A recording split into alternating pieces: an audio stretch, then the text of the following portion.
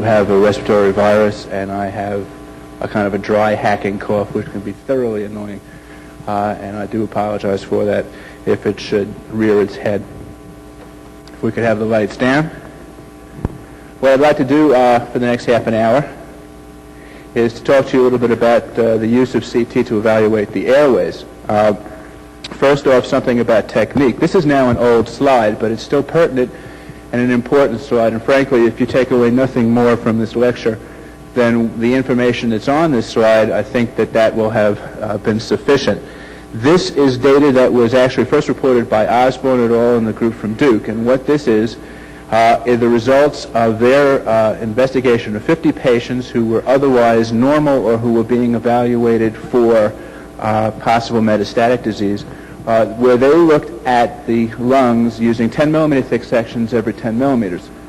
And what they did is, following that, they went back and they counted the number of segmental airways that they could identify using that technique. This is the data from the left lung, and you can see that of the 50 patients that they looked at, in no case were all the segmental airways seen, in no case whatever. And depending on which airway was involved, for example, B4 and B5 are the lingula subdivisions, you can see that under 50% of the time were these airways even seen. And the message here, I think, is quite clear, that if you are going to look at structures that are small, which most segmental and subsegmental bronchi are, you have to use a technique that is appropriate to the size of the structure you're looking at, which is to say that 10 millimeter thick sections every 10 millimeters, frankly, is inadequate. And part of the problem is shown here. These are 5 millimeter thick sections, I believe, and they are sequentially 5 millimeters apart. And we can see the right upper lobe bronchus here, the anterior and posterior segments. This, I'm told by my residents, looks something like a whale with the head and the fins coming back. This is perfectly normal. Now, when we take a 5 millimeter thick section and index that by 5 millimeters, what does appear as a perfectly normal airway here appears abnormal here. It's narrowed, it's somewhat irregular. One might look at this and decide that, in fact, that's an abnormality, but it's not. It's a perfectly normal airway. Now, parenthetically, I'll tell you that that's not really that important an issue. If you call an airway abnormal and that patient gets bronchoscoped and it turns out that he has normal airways, the probability is that that patient would have been bronchoscoped anyway. But I do show you this to make the point that we are looking at very, very small structures, and you do need to use an appropriate collimated image in order to adequately evaluate them. Now, there's no point in using the right technique, and we'll go over in a little more detail as this lecture progresses what I think constitutes the right technique. There's no point to it if you don't know what you're looking at. And I don't have the time here to go through all of the anatomy of the airways. Just suffice it to say, these are 5 millimeter thick sections every 5 millimeters through the central airways. And we can see very characteristic anatomy on the right of the origin of the middle lobe bronchus. And we know that's the origin because we see this small triangular density out laterally, and that marks the spur being the point at which any bronchus divides. We see that as well here, middle lobe bronchus and subdividing, as well as the right lower lobe bronchus and its superior segmental extension. And on the left side, a little bit more complicated, but certainly not difficult to learn to look at these. The left upper lobe bronchus in its uppermost portion, we see a somewhat smooth curvilinear posterior aspect where the posterior portion of the interlobal pulmonary artery crosses behind. A lucency here representing the origin of the apical posterior segmental bronchus. Somewhat lower, we actually see the spur, the secondary carina, and here we see the bottom of the left upper lobe bronchus. And this rounded lucency here, distinct from this, represents the origin of the lingula. Now, I appreciate that if you're not used to looking and thinking about this anatomy in this kind of detail, that this might strike you as somewhat arcane. But it's really not. It doesn't take a whole lot of effort to become very sophisticated in your ability to identify and recognize these airways, even when they're somewhat aberrant. Are there other ways to look at the airways? Some people have suggested using angled gantries to look at the airways, and there's a certain logic to that. This is the middle lobe bronchus again. We just looked at that in some detail, the middle lobe here and its subdivision into the lateral and the medial subsegments. It has been suggested that if you want to look at a bronchus that courses obliquely, then you should in fact tilt the gantry, and these are the resultant images in that same patient with the gantry tilted 20 degrees cephalad, and we now see along the entire length of the middle lobe bronchus, as well as the lateral and the medial segment. And I think that it's clear that this image is somewhat more aesthetically pleasing to look at. It's not clear to me, however, that the information is not present here if one becomes familiar with the characteristic appearance in transaxial sections. So while this is quite pretty, frankly, we don't really use these kind of angled gantry images very often.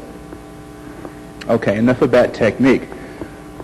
I think if you're going to talk about the airways with CT, I think that the most important component is to understand its correlation with fiber optic bronchoscopy. After all, fiber optic bronchoscopy is a standard means for evaluating the airways. And it's really a marvelous tool. You get direct visualization of the airways, and then you have the ability not only to take specimens by way of biopsy, but you also can do bacteriologic work, and you can wash the lungs. So it's really a marvelous tool, and the incidence of complications within are small. So if that's true, and we are using fiber optic bronchoscopy more and more, I think, in most every hospital in the United States, why bother with the CT scan at all? And there are any number of pulmonologists who will tell you that. Well, I think if we're going to explore this relationship, the first thing is we have to set some ground rules. And the first ground rule that we have to set, and this is an important ground rule because it's a mistake that's already been made by a number of investigators, especially pulmonologists writing about CT, is that you cannot use the terminology of fiber optic bronchoscopy to describe CT scans. If you're going to describe the abnormalities that you see on CT, you can't use terms like mucosal or submucosal. That's a meaningless way of analyzing the CT. We need a specific radiographic classification. And it's easy enough to devise one. I'll show you here. A simple one, we can either say the airways are normal, or they're smoothly narrowed, or they're irregularly narrowed, or in fact they're occluded, or occasionally we may be able to see a curvilinear soft tissue density within the column of the air, and we can say there's actually an intraluminal mass. Or the airways may be of normal caliber, but displaced. Now, how does this radiographic classification compare to fiber optic bronchoscopic findings? Well, there are two basic questions that we have to answer when we talk about CT FOB correlation, and they're separate, and you have to keep them separate in your mind as you report cases, as you discuss cases with your pulmonologist. The first is, how sensitive is CT in detecting bronchial pathology? Not characterizing it, just simply detecting it. This is data now that we published some time ago using both an 88 and a 9800. More recent statistics and numbers that have been reported are actually better.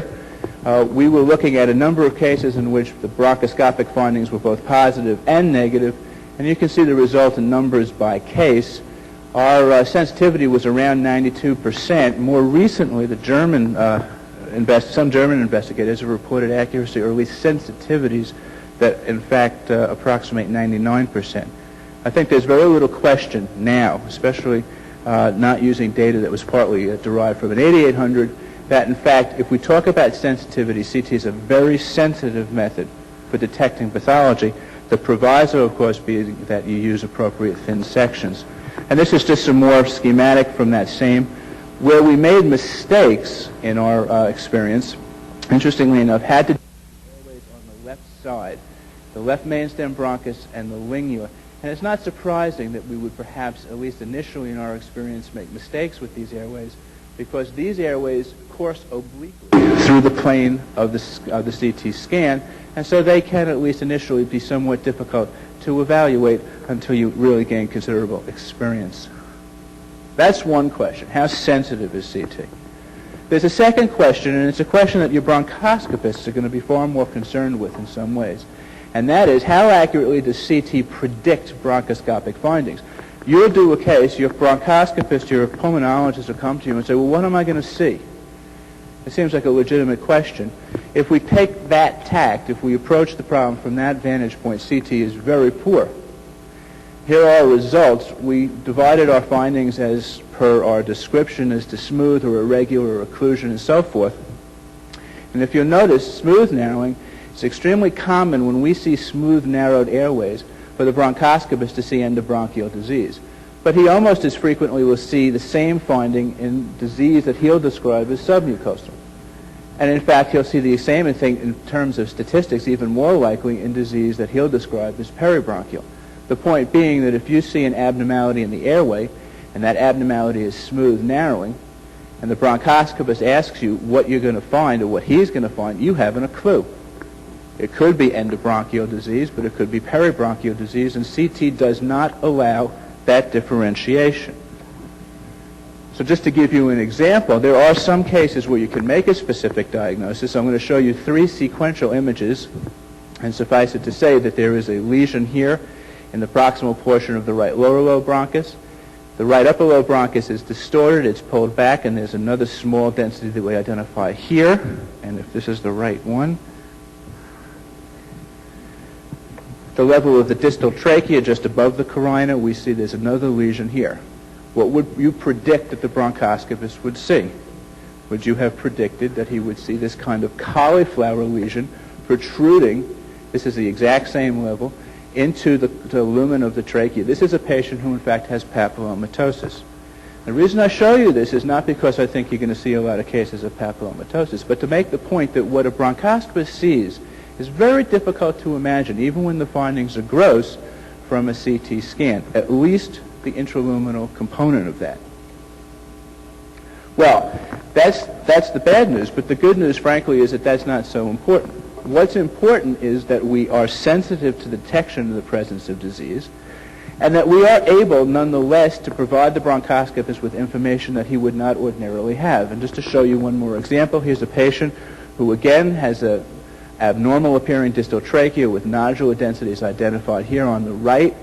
Just by way of orientation, when you look at films from fiber optic bronchoscopy, it's reverse of what we usually look at with CT. So the right side is on this side, and the left side is on this side. And you can see again that there are these nodular densities that protrude into the airways. And frankly, the bronchoscopist doesn't need you to show him that. He sees those well enough, and they're biopsiable easily enough. What the bronchoscopist does not see, however, again, here are all these nodular densities in the airways, is the extent to which the disease extends peribronchially. He sees inside the lumen, and frankly, he doesn't need you to help him to find intraluminal disease. But what he cannot see from his bronchoscopic vantage point is how extensive the same disease process is outside. And that's where CT and FOB really are correlative. Not just that we can find and are sensitive to the presence of disease, but that we really give the bronchoscopist the full measure of the extent of the pathology. And that can have, obviously, extremely important clinical implications. For example, what are those cases in which Wang needles are used? This is a technique that's becoming increasingly popular. I'm not sure how accurate it is in institution to institution, but this is a technique that allows the bronchoscopist to go much deeper than the usual forceps biopsy. In this case, what he does is he localizes the disease. Again, he's doing this bronchoscopically, and he then passes this needle through the wall of the bronchus or the trachea in order to take a deep biopsy. Now, this is not the kind of thing you want to give somebody for Christmas. And it's clearly the kind of thing where you want to have precise anatomic information as to where, in fact, this is going. It's very tacky when this goes into a pulmonary artery. So, for example, here's a patient who has a small effusion, some hilar nodes and some subcarinal nodes. This was not visualized at bronchoscopy. This was entirely peribronchial. These nodes were not causing any deformity whatever of the airways in this location. The bronchoscopist wants to know from you whether or not he can safely pass this needle into this region. And the reason for that is that this is what he sees. It's not exactly the most compelling image. This is the point of the tip just as he's about to pass this needle into the carina. And in fact, we can actually evaluate that as he's doing it. Here's the tip of the needle, which is in fact properly localized to within those nodes.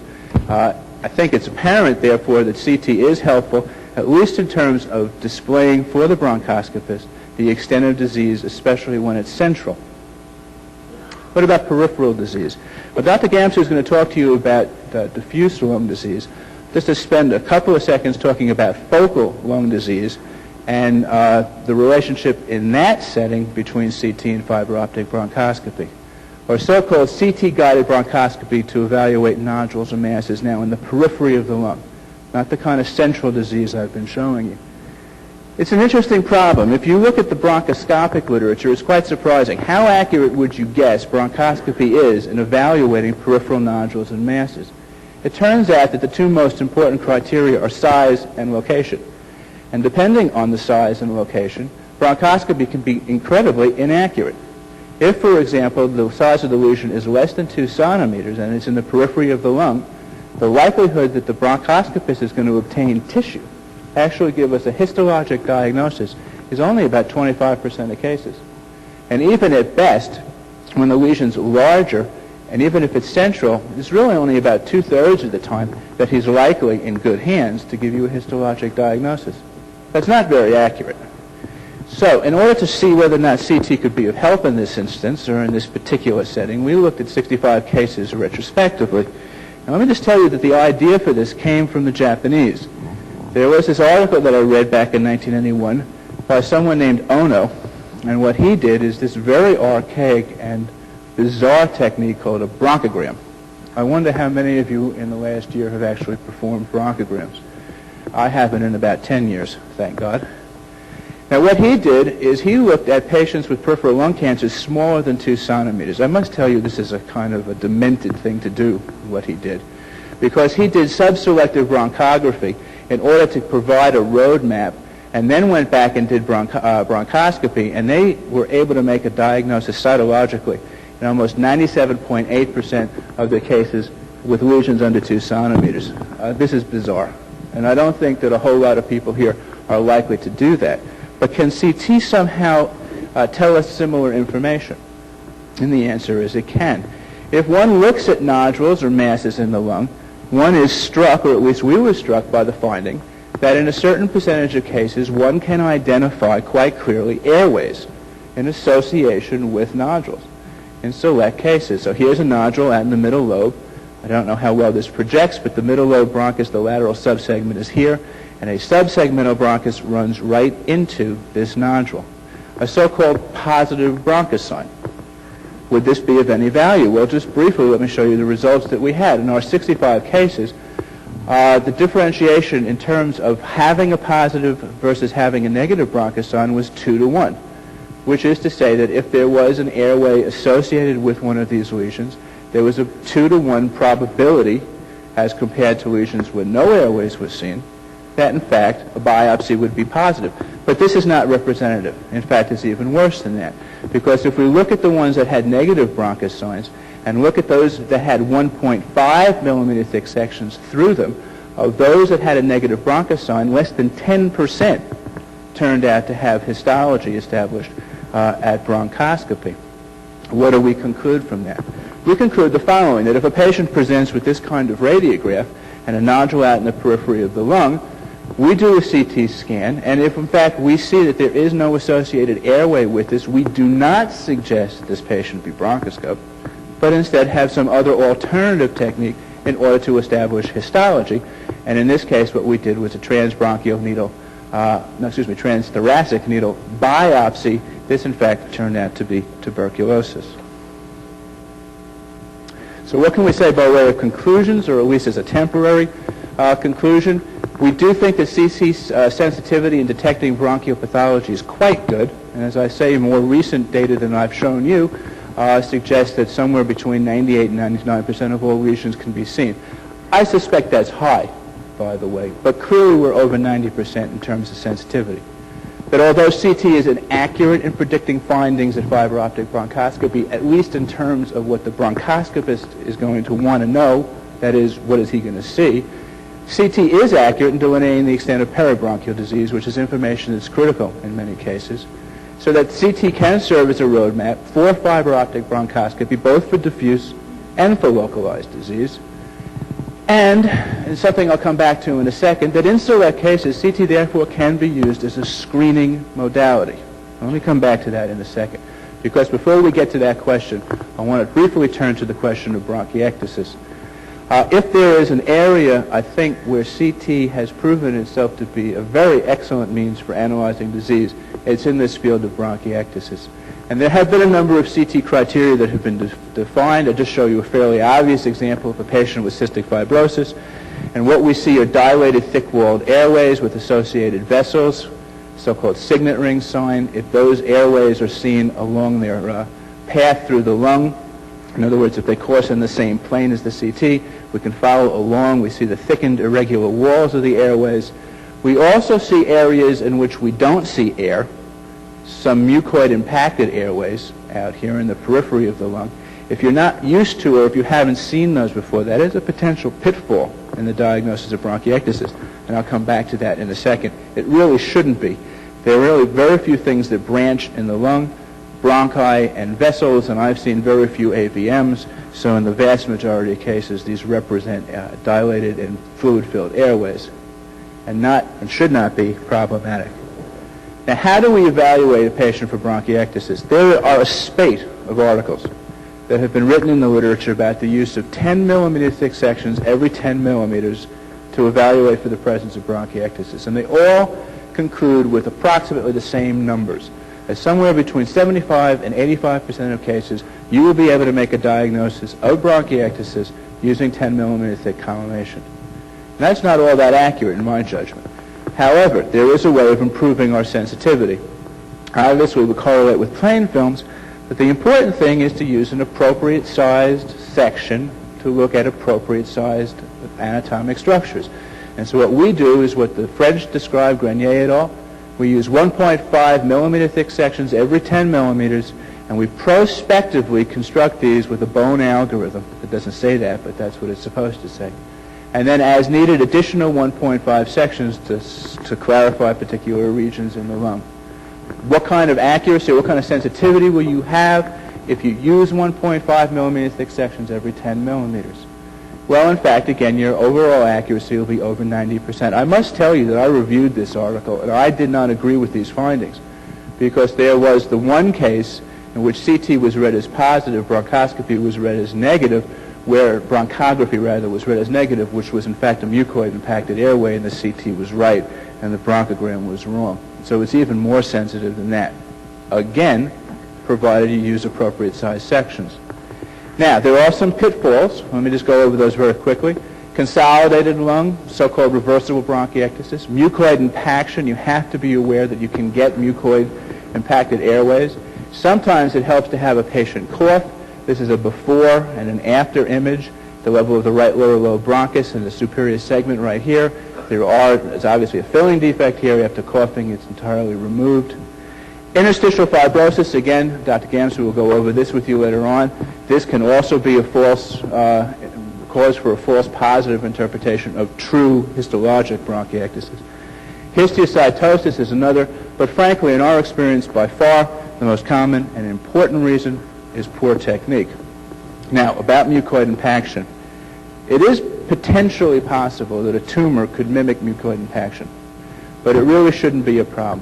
What you see are dilated, obviously, air spaces in the lung. Now, how do I know for a fact those are air spaces?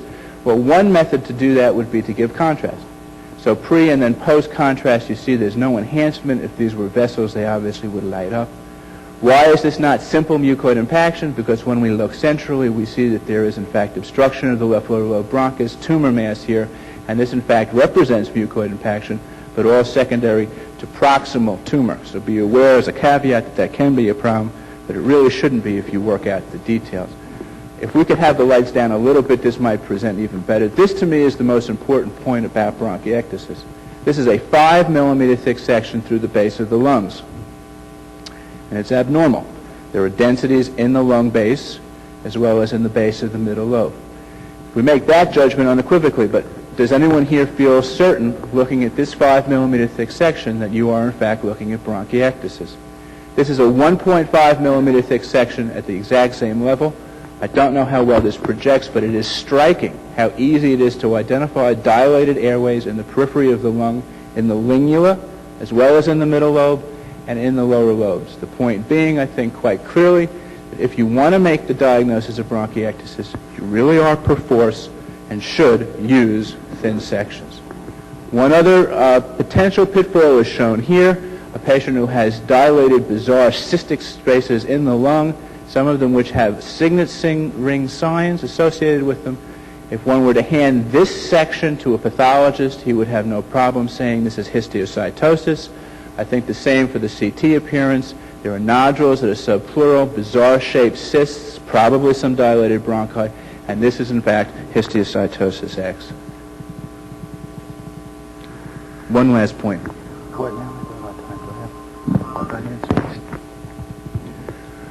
What about the potential of CT as a screening test? It's an interesting phenomenon that no one has really looked at this. Perhaps we could focus this side. There have been only 2 articles written in the literature specifically pertaining to that question. And in specific, the clinical question I'm talking about is hemoptysis. Patients who present with hemoptysis who have CT scans. There are only 2 articles that have ever been written on the literature. Both of them are from pulmonologists. No CT study has ever been performed by a radiologist.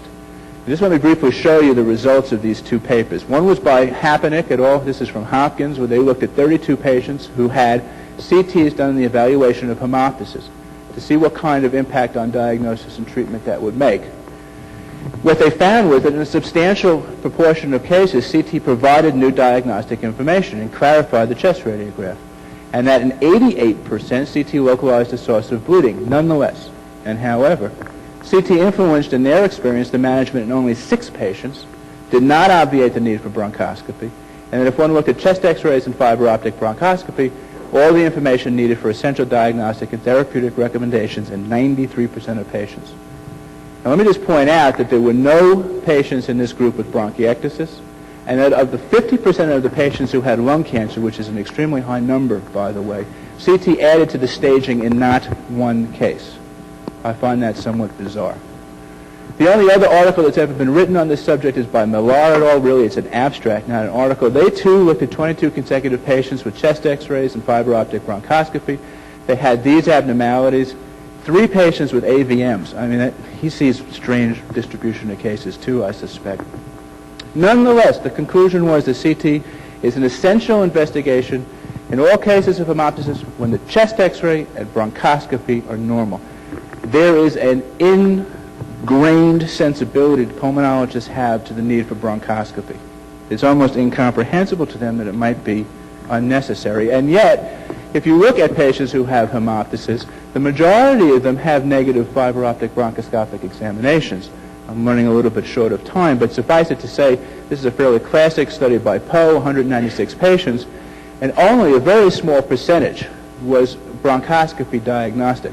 And their feeling was that they could have reduced the use of bronchoscopic evaluation in these patients substantially if they adhered to some basic clinical opinions or precepts. And in fact, this awareness of the overuse of bronchoscopy is growing, and I would just recommend these 2 recent editorials to make the point. It sort of annoyed me that no radiologist has looked at this question, so we just recently went back and did that. Did it retrospectively, unfortunately, but we did look at 58 cases. We retrospectively evaluated those that had both CT and FOB patients who presented with hemoptysis with that age and range and sex distribution. We used a protocol specific for hemoptysis. And what was that? Let me just show you that very briefly. What are the causes of hemoptysis? The 2 causes of hemoptysis that are by far the most common are bronchiectasis and central tumor. And so we did the following kind of approach. We did 1.5 millimeter thick sections from the apex of the lungs to the carina. We did 5 millimeter thick sections through the central airways. This should be indexed a little bit down, this diagram. And then we did 1.5s every 10 to the lung bases. The logic here was to use 1.5s every 10 to look for bronchiectasis, and 5s to 5s through the central airways to make sure that we saw the central segmental airways adequately. And what did we find? In 6 or 10%, both were normal. We had a very high percentage of malignant disease as well. All cancers were diagnosed by CT. In almost 20%, we had bronchiectasis that was diagnosed. In none of those cases was fiber optic bronchoscopy of any help. In 11 or 19, CT and fiber optic bronchoscopy were non-diagnostic. There were no false negative CTs in our experience. Just very briefly, in those who did have malignant disease, 24 cases. Suffice it to say, the CT failed to provide new information in only about 25% of these. This is a topic, obviously, that Dr. Glazer will discuss in more detail in about a second. We tend to get patients with lung cancer that's fairly far advanced. What about CT findings in patients with non-localizing chest x-rays? In half, CT and fiber optic bronchoscopy were non-contributory, but in at least a quarter, we found bronchiectasis. In a very small number, we did find focal abnormalities with CT that were also confirmed with fiber optic bronchoscopy. And in 7 of 18, or in 40%, CT localized the source of bleeding. And what do we conclude from this? The CT correctly identified all focal lesions, so we are very sensitive. There were no false negative CT scans. We didn't call someone negative who had something that was found at bronchoscopy. We often made a diagnosis when fiber optic bronchoscopy was negative, especially for bronchiectasis, and that we therefore conclude, although we do it somewhat tentatively based on retrospective data, that CT is an effective screening modality, and that we feel strongly that if we are going to use it, we should use this high-resolution protocol, although its value is still to be determined. Thank you.